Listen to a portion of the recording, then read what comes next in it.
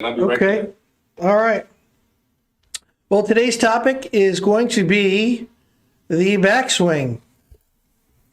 And we talked a little bit about some backswings the last couple of days. And I wanted to do a countdown of the top 5 worst backswings and consequences that go along with having a backswing. And what is the point of having a backswing? Well, it's to put the golf club in a position where you make the least amount of compensations in the downswing. So today we're going to look at some of the worst golf backswings by some of the best players and how they managed to make it and get it done. You know, it was interesting the one you had the other day where the guy was so open and laid off at the top. Yeah, Jeev Milkha Singh, he is definitely one of the top worst, if not the top worst. You get a hold of him? I don't know if he speaks much English. Where's he from? He's from India. But here he is, Jeev Milkha Singh. And he rolls the club face wide open. That's a no-no right there. Gets the club behind his hands. That's a no-no right there. Gets the club behind him here laid off. That's a no-no there. Club face wide open up at the top of the swing. And now he's in such a bad position, he's got to make some compensations to square up the club and get the club out in the golf ball. Well, I'd have a hard time not doing something about that. I'd have to see him hit a bunch of balls on the road and say, well, leave it all. Yeah, like I said, I've seen it in person, and it's pretty impressive. He hits the ball pretty square and pretty straight, but it is really, really, really difficult to play golf from here. I could never let it go. I know we like to think that Jim Furyk can come to Quick Fix Golf and we can analyze Jim Furyk. Speaking of Jim Furyk, we want to say that he could come to our golf academy and be just fine. And it is true. But when it comes to this Jeev Milkha Singh swing, I'm sorry. I couldn't let any of this fly. I really couldn't. I don't know how. Go ahead. But people have to realize you got to fix two things. Because if you fix the backswing, you got to change from the knee down into the golf ball. Sure. Because, you got to get rid of the compensation as well as the swing fall. Sure. It's a big overhaul. You're absolutely right. Because he's used to unloading the way he does to salvage a bad situation. And that won't work with a good situation. Nope. The two go hand in hand there. Yep. So, but I got to... The club, put that club down right there. It's super. Yeah. Yeah. But today's topic is the backswing and some of the worst backswings and what I think are important aspects of a backswing. And once again, to put yourself in a position where you don't have to make big compensations on the way down. So let's start at number 5. Number 5. Do you have Porter on your system? Porter. Who's Porter? The little guy that's laid off just like he is a little bit. Porter. I don't know. I don't have a Porter, no. I don't know of a Porter. He's from North Carolina somewhere. I'd like to try and get a hold of him because he's got his backswing similar to this one. It's strange I don't recognize the name. Maybe he just played, many tours. I don't know. I'm not sure. Yeah, it could be. Didn't know a lot about him. Could But be. he recovers from an open, laid-off position beautifully. So it can be done. It can be done. It definitely can be done. And if you've done it for most of your life, it's very difficult to change something like that. But let's take a look at some of the most, to me, the worst backswings that have worked out the best throughout the history of the game. And we're going to start out with number 5. We're going to start out with your friend, Raymond Floyd. Your friend, Raymond Floyd. And I'll tell you what, he's won some really big tournaments. He's a hell of a competitor. And you can't put a value on that. That's for sure. He's a hell of a competitor. He gets a lead, you're never going to catch him. Yep. Heck of a competitor. But if you take a look at where his backswing is here now, to me, he's in so much trouble. He's got the club blade off and well behind him. And now he's got to make a bunch of corrections on the way down. And then there's just a lot of arm lift here. And there you have it. Ray Floyd backswing. If you then watch him from here, right about there on down now. Draw a line on his shaft, and you'll see how he's going to be. Yeah, he makes it happen for sure. Let's draw the squeeze line. See how Floyd squeezes. There's our squeeze line. Pretty amazing. Right down the squeeze line. Notice his left arm, how it's almost covering his ear. Yeah, right. Right, exactly. Gets the left arm above the shoulder line. And what he is. Yep. So lots of, unconventional positions in Ray Floyd's backswing. But one hell of a competitor, and then one hell of a short game, an incredible short game. So, but Ray Floyd was still a great ball striker. You can't take that away from him. And a lot of these unconventional swings that we're going to talk about today come from an era where we didn't have video, and you had to kind of feel your way around the golf course, and you had no idea where the golf club was. The only thing you could use would be a mirror, right? So Ray Floyd played in one of those generations. Well, there was a story I used to hear when I was a kid about Ralph Goodall. Okay. Ralph Goodall. No. He won the Open back-to-back, which is now called the U.S. Open. Back in the old days, it was called the National Open. Okay. And Bell and Howell just came out with the video camera. I think it was 1938 or 39 or something. Sure. And he put his swing down line, and he noticed how hunchback he was, and he says, "Oh, that's terrible. I got to fix that. Never won anything again." Right, there you go. Oh, that's a good story. That's a good story. I hadn't heard that. That makes sense. We get analyzed.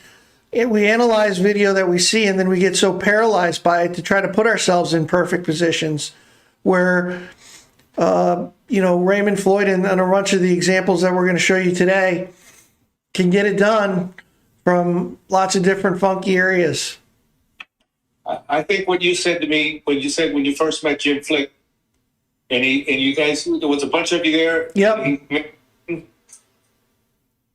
And he said, "Okay, what do you see?" And the one guy says the hips, and the shoulder. And where was the club face? Where was the club? Yep. Where was the club? Yep. Follow the club. Follow the club. Exactly. Follow the club. Follow the club face. Speaking of following the club, let's go to number 4, and that is going to be Ryan Moore. Once again, another great ball striker. Very, very unconventional backswing.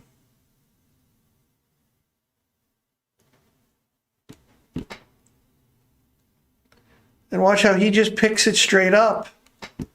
Very much like a Jim Furyk type of motion.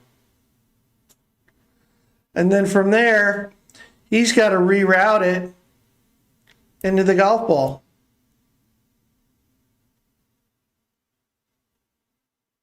A little bit like a Matthew Wolff kind of thing. Very much like a Matthew Wolff, right? So we're going to put Ryan Moore.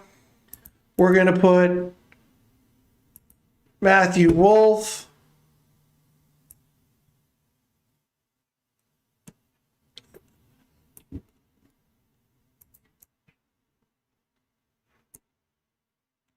We're going to put Matthew Wolff in the same category as number 4.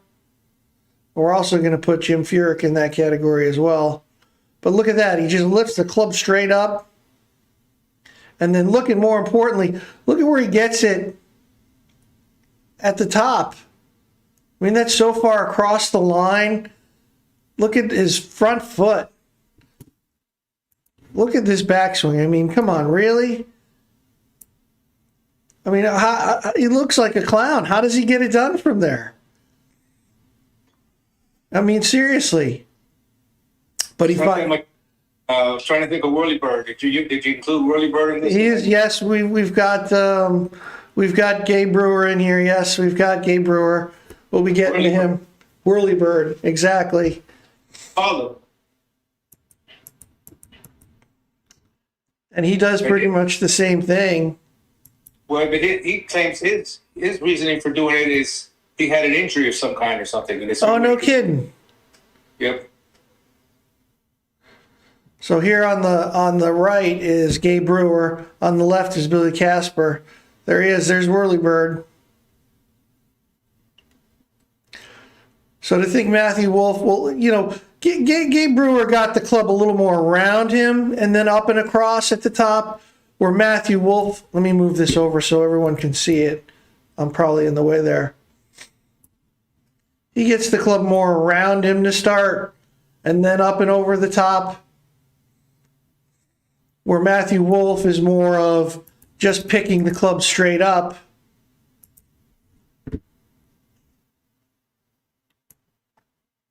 And getting across the line.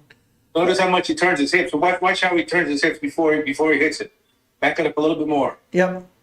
He does like a little forward press with his hips. Little forward press, little start the motion. Little pulling on the chain. Pulling on that lawnmower to get it started. So, but Matthew Wolff is a lot more up and out as opposed to Gabe Brewer, who is more around and then across.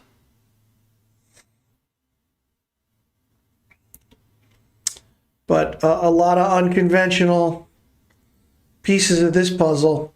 But he makes it work. And he only has to make it work a few times out of the year. If you can make this work 5 times out of the year and have 5 great tournaments, that's your season. And Matthew Wolff pulls it off a lot more than that. But he still has his inconsistencies.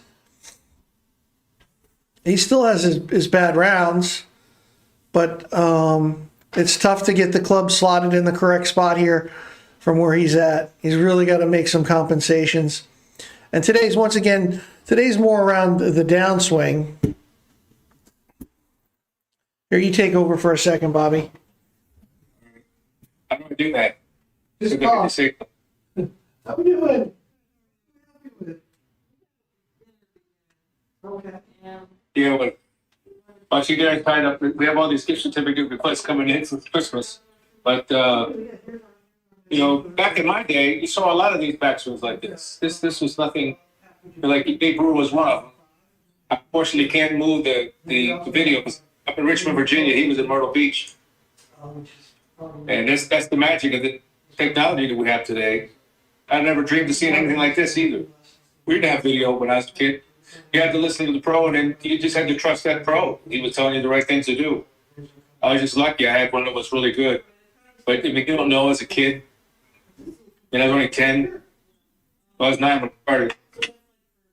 And started taking lessons at about 10, 10 and a half, 11. Exactly.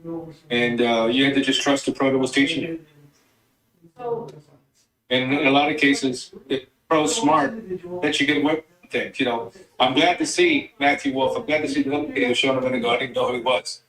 To see some of these unconventional swings on tour today, because so many people are so locked in on trying to make the perfect swing, according to what they see on videos, platforms like YouTube, that they find out, you know, it doesn't necessarily have to be that way.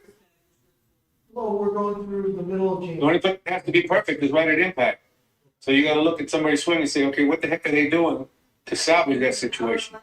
By taking the situation out of the way, now what he used as the compensation is still going to be prevalent. So now you're going to really have to screw up. And that's where I think you get a lot of people that will tell me, so I don't want to take a lesson from my pro because it's going to change my swing. Say, well, we can realize, so we don't necessarily change your swing, at least not at first. first thing we're going to do is explain your swing. Say, look, here's what you got. Here's what you're doing. You know, is this something we can live with and learn how to use it properly or use it better? Or is it something that you just have to ditch it and reprogram? And it's not easy to do. I don't care what anybody tells you, it's not easy to do. When you've been used, especially if you've been playing a long time doing something a certain way, it's hard to just literally erase that out of your system and start doing something completely different. It's not that easy. And old habits will come back. I like always say, you never cured, you're in remission. You know, and you got to drill that. If you first make the serious, and this is a serious decision you have to make. You first decide, okay, I'm going to get rid of X. Okay, what drill am I going to use, or series of drills am I going to use, and realize you're going to do those drills for the rest of your life. You can never stop doing them. As soon as you do it, it'll come back. Whatever it is you're doing, will come back again. Guaranteed. Guaranteed. Okay, perfect. Okay, it's like spraying for roaches. You quit spraying, they come back. Program that we do for disabled veterans. Sorry, Darren had to step away there a second. But if you have any questions, let's see. Here's Michael's got a question. I don't have many pros with unique swings like years ago. Is this because there's so much emphasis on positions and video instructions?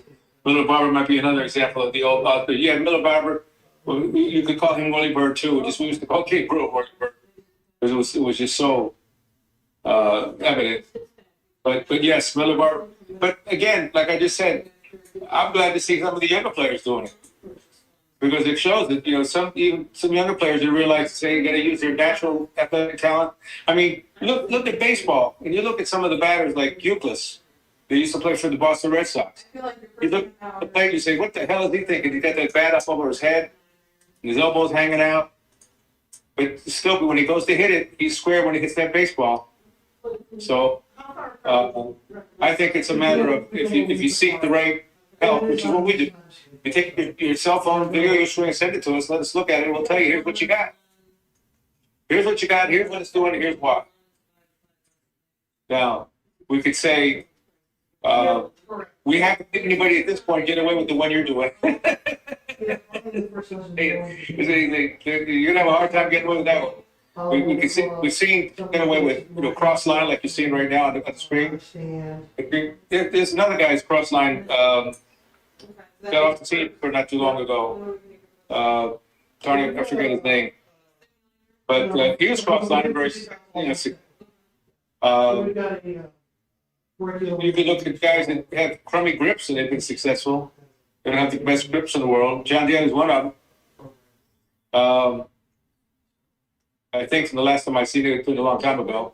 But you don't have to be picture perfect. You have to be functional. You have to understand what it is you got. I do it. What about another one who was wasn't real conventional? Was Tommy Two Gloves, whatever his name was. Tommy Two Hands, Tommy Two Gloves. He's not around anymore. So he got in trouble or something. It's our lowest price. We can't go lower than that. But he had it on Backswing. Any other questions? Just put it in the chat box. I can see that. Okay. Great. Answer for you. But I definitely would like to introduce him to our veterans. I mean, my swing is pretty much conventional as far as what you would say is on plane and blah, blah, blah, blah, all the right positions. But that doesn't mean anything if you can't put it to work. I've seen people with great swings that just couldn't play. And I've seen guys with crummy swings that can play their butts off. I like the way Lee Trevino used to explain it. Lee Trevino said, I can't choke because I only know one way to swing the club. And he's the perfect example. He's shut at the top, his ball's in Chris, and he leads it. And that's how he gets the fade, because he holds the face open. You know, so he doesn't have a picture perfect ace, number one, perfectly square fade on playing golf swing. Well, it's on playing, but it's got a little bit of a loop to it. And he's done pretty well. Probably one of the best ball strikers ever. If he was able to hit it further, he was done even better. But he went very long. But back in those days, it wasn't as much of an emphasis. Today, I don't know that Lee Trevino would make it today. I'm going to put my card in there. I'm going to put Angel's card in there as well. So Put it in the chat box. Some of what we've done. Yeah, I think it's $300.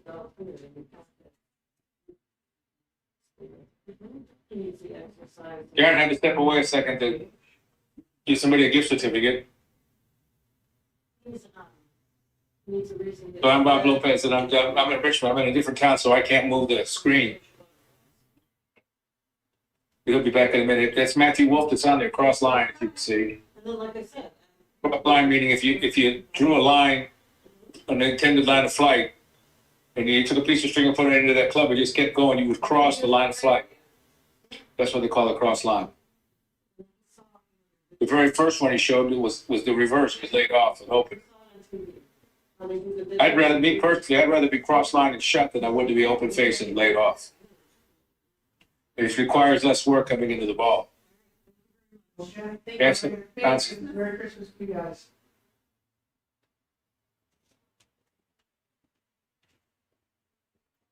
All right, we ready to move on to the next golf swing?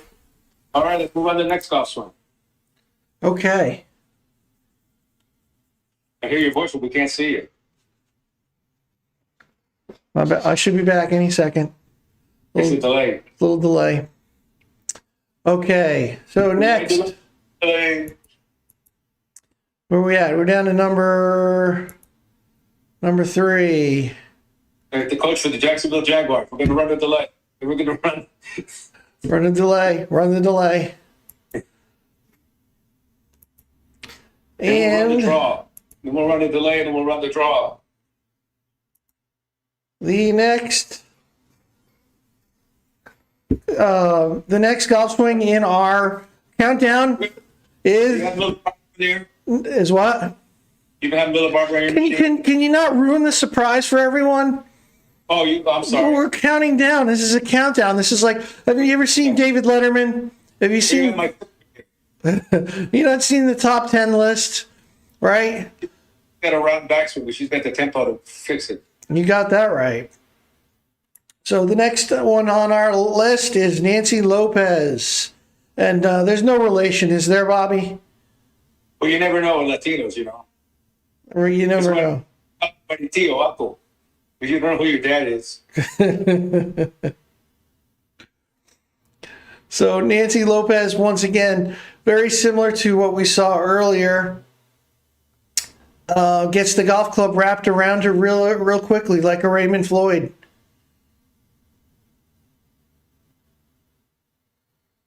And what I really don't like about her motion is how far out her hands go, right? If we just draw a line here and where her hands are, I'm not a big fan of when the hands go out. That move right there to me is something I don't like to see, because when the hands go out, the club head gets behind you and the club head usually gets closed.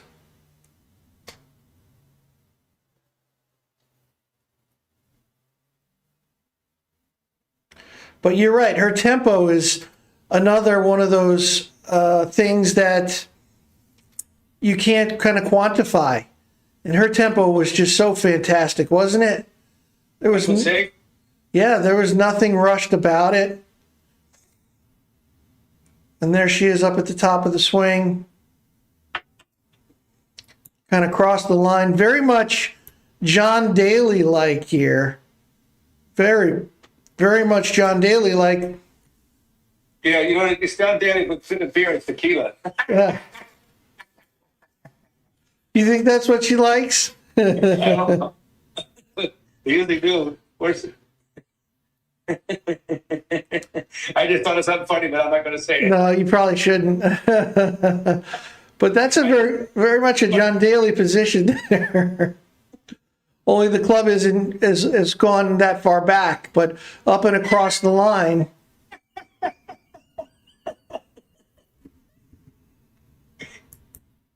Look at that. She's coming all the way from Guadalajara to get to that golf ball. Yeah, who even knows where that is? But Nancy Lopez,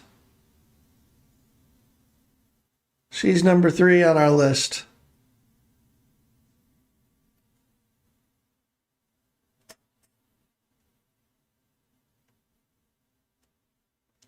Okay, now onward with the countdown as to the worst golf backswings that make it work.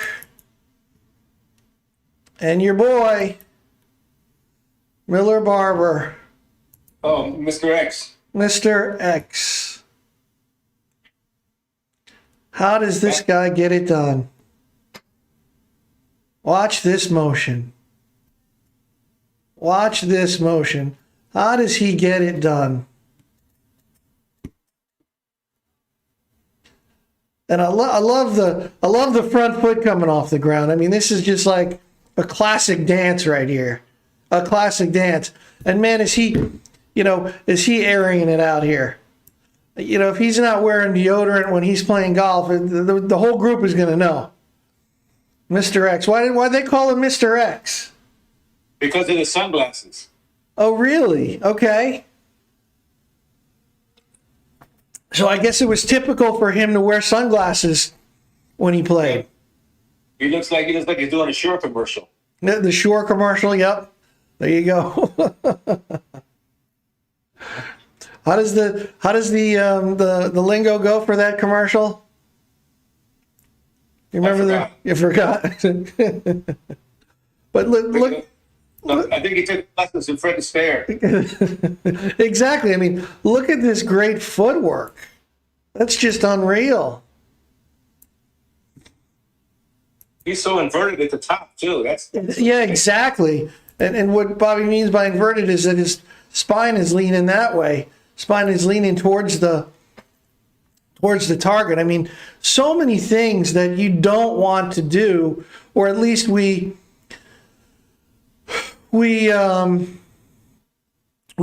perceive as wrong, but Miller Barber was able to get it done.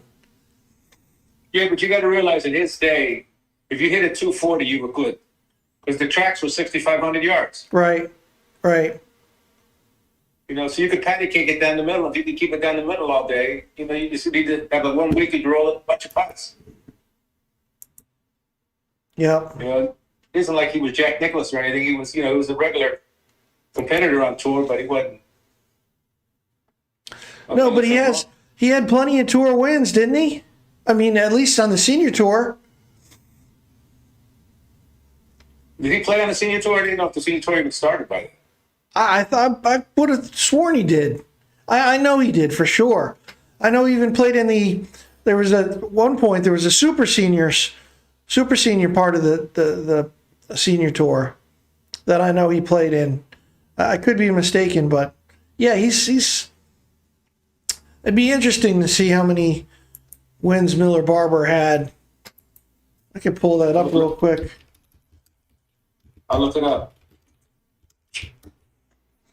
And just to let everyone know, if you want us to take a look at your golf, 24 wins, 3 of them senior opens. You beat me. Yeah. Well, that's Amazing, right? So if you want us to take a look at your golf swing, we'll take a look at it free, absolutely no charge out of your pocket. We can analyze it here in front of everyone on our YouTube Live, or you can upload it to our website at Quick Fix Golf, or send us an email at quickservice@quickfixgolf.com. So just get your cell phone out and take a video of your golf swing, and we'll guide you along of what's the biggest flaw that you got going, and lead into those inconsistencies, and give you some drills to work on from there, because we want you to play better golf. So don't hesitate to get that cell phone out and videotape yourself and send it to us, because we'll do it absolutely free. We are the online leaders when it comes to online analysis. So get that cell phone out. show Miller coming down so we can see how he recovers. Because he's got to do something from there. He can't go from there. Well, first he squashes the bug with his left foot. Yes. Oh, I used to with a British player one time, and he goes, "Oh, I squashed the tomato." I squashed the tomato. Look at it. Look how he lays the shaft off to where it's just right on money. Yep. It's amazing. So you can put any. It should just been there in the first place. Yep. Exactly, right? So why go through all that extra motion on the backswing when just put it there in the first place? It's a good question. I think a lot of it's in people's minds. They're thinking, well, if I make this big, huge backswing, so he's reaching up to the sky and try and make this humongous backswing, thinking that's going to be the key to him hitting the ball further. When nothing can be further from the truth, because he's going to have to slow down to let this thing unravel. Yep. I don't think he can swing hard like a McElroy. He can't swing hard like that. McElroy can swing hard because he's basically on plane. Yeah. Yep.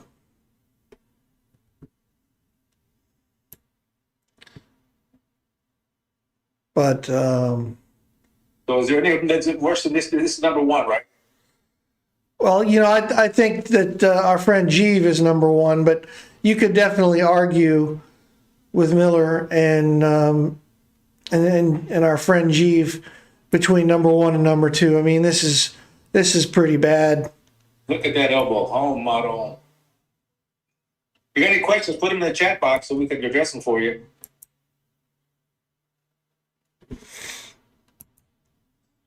Looks like he's even leaned towards his left footed address. Oh yeah, yep. And yeah, even from a setup standpoint, it looks like his arms are crooked. He's got this is kind of there and this is there, and he's arched with his wrists. I mean, what kind of setup is that? He might have something wrong with his arms like Calvin did. Maybe. But, he's got his arms, and I guess that's going to set up that backswing where the club doesn't really get behind him, and he just keeps it out in front of him, and he just lifts it. By putting your arms in that position. Very, very similar, though. You're right, absolutely. Similar to a Calvin Pete look at that point, right? They look pretty identical there.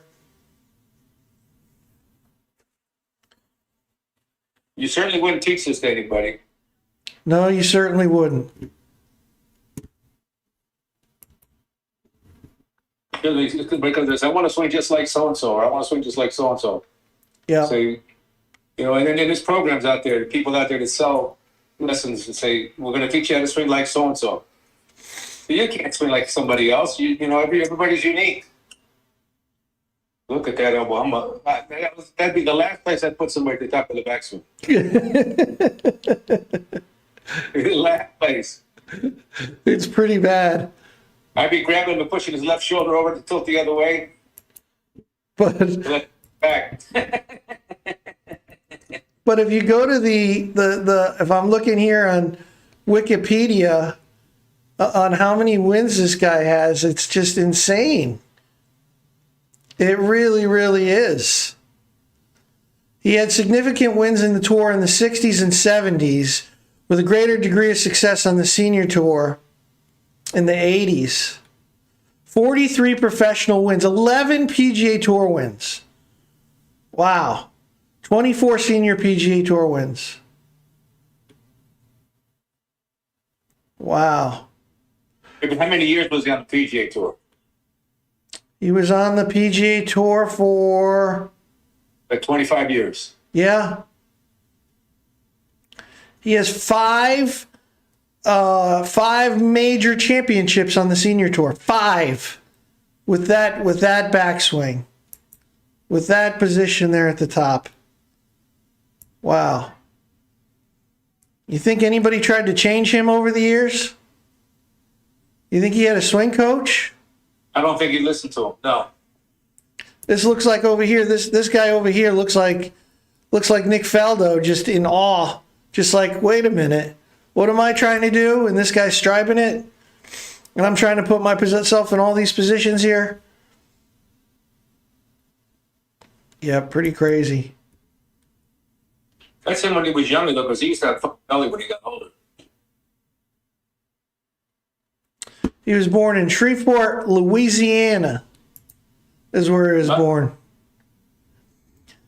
His best at the Masters was 7th in 1969. Tied for 4th at the PGA Championship in 71. And tied for 6th twice in the U.S. Open. 69 and 70. I wish we had some video of Chick Harvard. Well, we can get it for next time. You think? I don't think there'll be any of it available. There might be. You never know with what's on YouTube nowadays. But he was cross-line.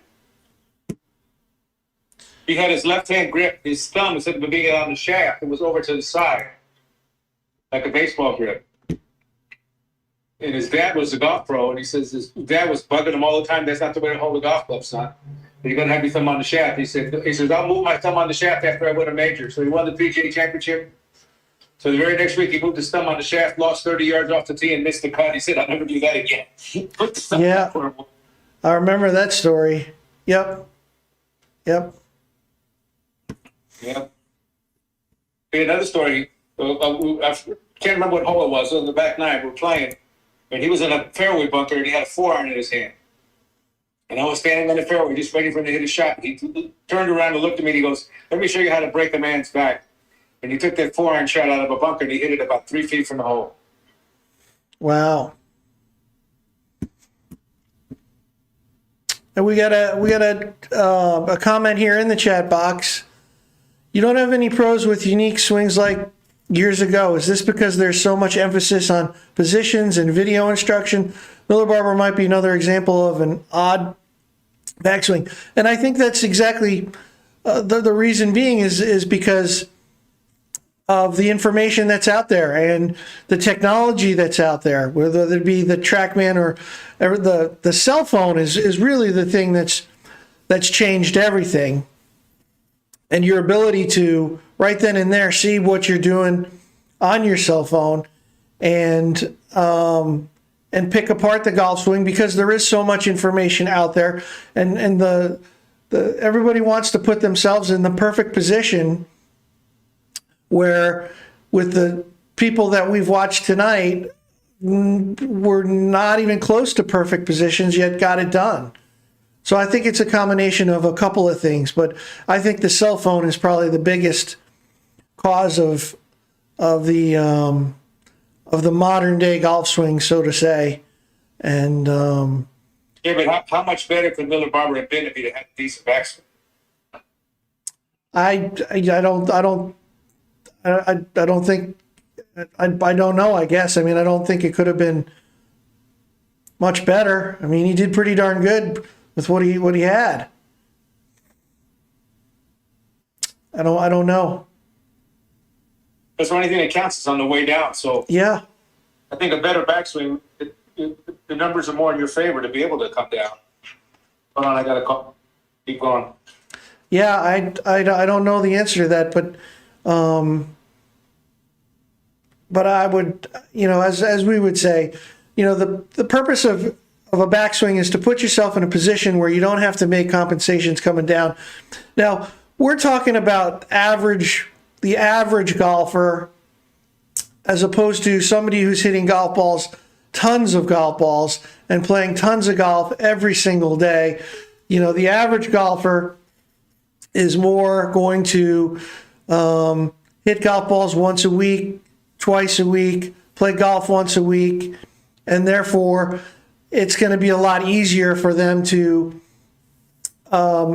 be consistent from somewhat of a fundamental backswing type of play. So I don't think that getting the club in some of these positions here is necessarily going to be ensuring anything, but we want to take a look at it from the casino's standpoint, being that what's going to give us our best odds, right? Is Miller Barber's backswing going to give us our best odds to put it on the golf ball?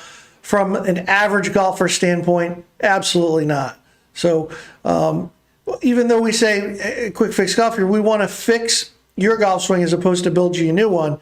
And what you need to do is get your cell phone out and let us see what kind of golf swing you have, right? That's first where we need to start. So get your cell phone out, and we're going to do that free of charge. Send it to us at our website, quickfixgolf.com, or you can upload it there, or send it to quick service at quickfixgolf.com. You can email it to us there. So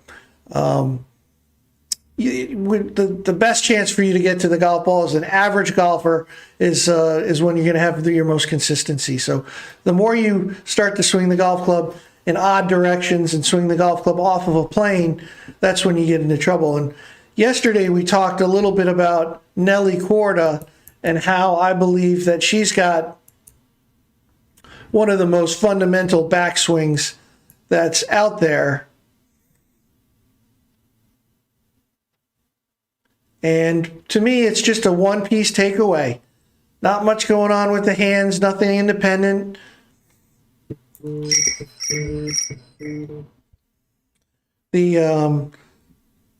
shoulders and the arms and the hands are all moving together in sequence. And the golf club is staying on the proper path or plane. What is the proper plane or path? Well, it's when the golf club at this point in the backswing points right down to the golf ball. And all the examples that we showed you today, the plane or path, these players got off of it very quickly, but managed to find it on the way down. But our advice is to give yourself your best chance, and the backswing is where it truly sets everything up. So if you can swing the golf club on some sort of decent path, get the golf face in some sort of neutral to slightly closed position, that's when you're going to have your best chance. So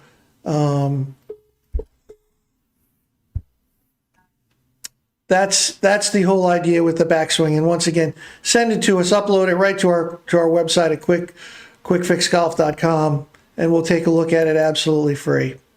Yeah, that's the big difference. Is that a lot of places you send a video to of some kind or take a lesson, and they're going to start telling you, well, it doesn't fit into what they consider as the proper way to swing a golf club, or what they're, whether it's the ace swing, this crap, that crap. We're doing something completely different, because we're looking at, okay, where's the club going, and where did it get to when it finally got to the ball? How did it get there? And that's all that matters. The ball doesn't give a rat's tail about your hips or your shoulders and your nose and your earlobes. He didn't care. All he cares about is the club face and the club path. That's all he cares about. He said, where did the club come from, and where was it when I got there? It's that simple. And we give you some latitude to get away with certain things based on the fact that we've seen other people like Matthew Wolff get away with it.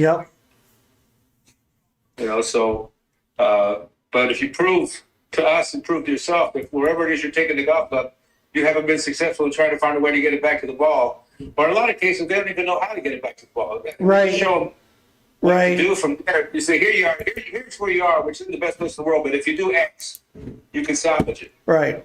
So if you swing the golf club like Jim Furyk here, if you do this on your backswing, you've got to do X to get the club back on the ball. Let's just draw our squeeze line here. This is a great example of what our squeeze line is. Our squeeze line is how the butt end of the golf club is moving on the downswing. Watch Furyk's squeeze line. And look how he's covering his ear just like Ray Floyd did. Yep. He'll come down inside of that, I bet. He does. That is a giant squeeze play right there, my friend. That is to the moon. That's a squeeze play to the moon right there. Look at that. Straight down all the way to where his right pocket is even with the butt of the golf club. He's still on the squeeze line. Never gets it to the outside. How about that? Never gets it to the outside of the squeeze line. That's amazing. See, if somebody doesn't take that into consideration, you look at that backswing and say, we got to fix this, and ruin them. Yep. So we'll help you. We'll help you figure out how to put the club on the ball, no matter where you... Yeah, exactly. Right. You can listen to the show we have with Bobby Clampett on our site. He said he wanted to change his finish, he wanted to change his backswing, he wanted to change this, he wanted to change that, he ruined him. Yep, analysis or paralysis through analysis. It happens so many times. If you got any questions, throw them in the chat box. Anything you want to hear us talk about in future segments. If you want us to take a look at your golf swing and analyze it, we'll do it free of charge, and we'll also do it right here live on stream. So send it to us. They might get a little embarrassed and say they're going to have to swing on it. That's all right. If they want to put themselves out there, that's their prerogative. And you know what? I do it. Why not? Put my swing up there. I want to see how I can get better. I don't care who sees it.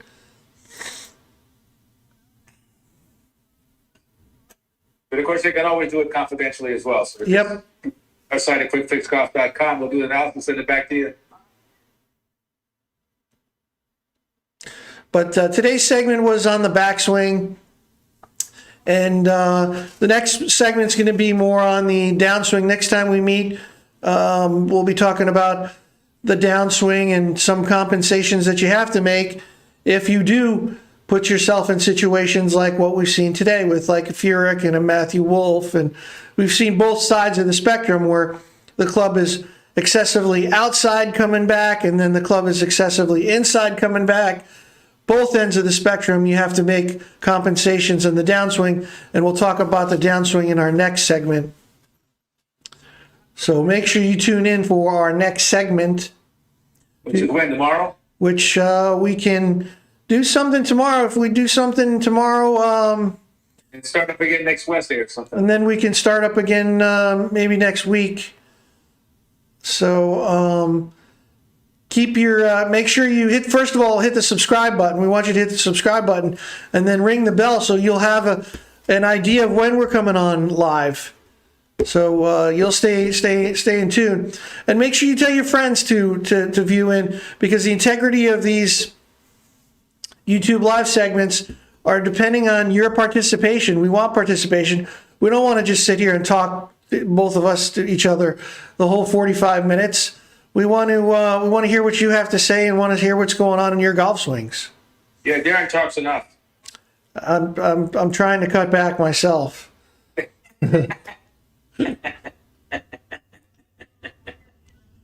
Let's see. Michael's got one more comment here. I say a lot of us amateurs swing back badly. The difference seems to be the pros get the club starting down on the inside instead of over the top, and that is so true. And that's what we'll be talking about in our next segment with the downswing. How does that happen, Mike? Yeah, how does it happen? Well, it's on before the chest. That's right. It's by doing what Darren's old boss used to say. I felt like I had to get the club to the ball before the buttons in my shirt got there. Yep. That's how you pull it off. If you turn your chest first, you're toast. You're going outside, and arms can never keep up. They're going to go outside the path. It's all about the squeeze play. It's all about the squeeze. We're going to the moon. Squeeze it up. Keep that chest behind. Let those arms and hands swing first. And that's how it keeps you from getting over the top. The over the top is when those shoulders and chest start to get out in front. It's just that simple, pretty plain and simple. And if you want to have some idea if you're doing that or not, get that cell phone out, send us a video of your golf swing, upload it to our website, and we'll give you some drills to work on, as I'm sure you have with Mike there, or Michael. You've probably given him some really good drills to keep him from going over the top. Well, one of the differences we have with our program is that people can video themselves doing the drill and send it back. Because I know if we're doing a drill right, I know we're going to get the results. If they're not doing the drill right, they think they're doing it right, but they're not, we're going to go, oh, it didn't work for me. Say, well, yeah, no wonder, because you weren't doing it right. Yep. And the drill's your medicine. That's what's going to make you better. So we want to make sure you're taking your medicine. And you can send that back to us as many times as you want until you get it right. One time it was a stockbroker, so he wasn't stupid or anything. The guy was a good guy. He was a smart guy. And he comes back the next week after the first lesson. He goes, man, Lopez, that drill just isn't working for me. I said, well, let me see you do it. And it was the elbow lead drill with his left elbow, where you put your thumb in your chest and you take your left elbow and you try and touch the wall. Yeah. He was doing it with his arm. Doing it with the wrong arm. There you go. He's doing it with his right arm, pounding it on the wall. And I said, no. That ain't going to get him anywhere. Now, if I would have had the technology we have today, instead of waiting all the way till the next lesson to find out he was doing it wrong, he could have videotaped himself doing the drill and uploaded it up to us right away. We could have said, yeah, you're doing it right. Keep going. Yep. Or not doing it right. Here's what you're doing wrong. Keep going. Yep. I think that a lot of our own students don't even realize how potent that is. to use it. They don't use it enough. They say, okay, you assign a drill for me to do, or 2 drills, because usually we're not going to assign more than that. Go do the drill for a day or 2, and then video yourself doing that drill, and then send it to us. Because then we see you're doing the drill right, then we know, well, he's on his way. He's just going to take a little while for it to take effect. Yep. It's like the doctor giving you medication. He said, take a pill every 4 hours. But if I'm not doing it in 3 days, well, no wonder it's not working. Yep. You know, or you're taking the wrong pill, or you can't get it in your mouth. And that's how you get it done. That's the secret to success. That's our plan and formula for you. So take advantage of it. And that first initial analysis, once again, is absolutely free. So make sure you hit the subscribe button. Make sure you like us. Ring the bell. Tell all your friends. And we will see you next time when we're going to be doing... My goal was to get a better shoulder turn. And Michael, that's right. In other words, if you don't get the left shoulder far enough behind the golf ball, you really got to hustle with the arms because you haven't got any time. You got no time. Yep. See, the button, Nicklaus says the button's on the shirt, but in reality, it's the left shoulder because that's where the club's coming out of. That's why the glove's on your left hand. It's a backhanded game. So you got to get the left shoulder behind the ball. Or else you have to just be lightning fast with the arms real quick. Drop them straight down. Like you see right here with Furyk. And as long as the left shoulder's even with the ball, not past the ball, you're fine. This is Brucey. This is Bobby's old friend. Yep. Poor Bruce. Yep. God rest his soul. But you see his left shoulder's behind the golf ball. Yeah, we all looked up to Bruce when we were kids. Yeah, if you don't get that left shoulder for a right-handed player behind the golf ball, you better really hustle. So you've got to make a shoulder turn in order to provide that avenue for you to swing the club from the inside. Here's the line of scrimmage. Yep. Now you can't go off sides.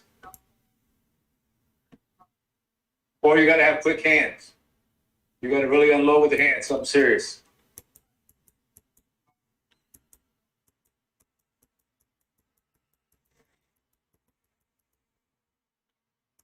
Capiche? Look, he keeps that shoulder on that line. He doesn't pass that line. Look at the bulge in his left wrist. I know where he got the bulge in the left wrist from. Where'd that come from? He used to take lessons from a lady named Lucille Bellinger. Oh, no kidding. Okay. I took a couple lessons too. I took about 2 lessons. That's it. And she was real technical. She used to say scooping was for ice cream. Scooping for ice cream. She always wanted to hit that bulged left wrist like Hogan. And she emphasized it so much, I bet that's where he got it from. Scooping is for ice cream. I like it. Ice cream. She was a nice lady. And in case you don't know what that means, that's when the left forearm and the wrist, there gets some flexion in there. We call that flexion when that wrist bulges like that. It flexes into the golf ball. You call it what? Chocolate ripple or rocky road. There you go. Right, exactly. Scooping is for ice cream. Scooping is for ice cream. You said Jack liked ice cream. Jack loved his ice cream.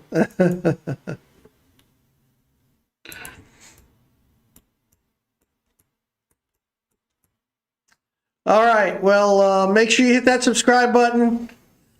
Tell your friends, and we will see you tomorrow. Tomorrow at, I think what we're going to do earlier tomorrow, we're going to try 11 o'clock. Just to mix it around a little bit, see if we can get a few more subscribers, get a few more people to jump on. We can keep up. So let's move it from 4 to 4:30. Say that again? Oh, Larry, thank you very much. Larry just said thanks. He enjoyed this. Okay, great. Well, let's keep it at 4 o'clock. Okay. All right. Sounds good to me. Tell you what, put it in the chat box. Where do you guys would you rather see this at 4 or 5 or 6 or 7? Put it in the chat box real quick. What time you'd rather see this? Lesson to you, Darren, and so will I be. Mike Martin, thanks. Oh, is that Mike Martin? Mikey Martin. Eminem. That's my buddy. There's your buddy. He got in. Then everybody's putting in what time they think they'd like to have it. I mean, it makes sense to me to be closer to like 6 o'clock, I guess, because people are off work. Yeah.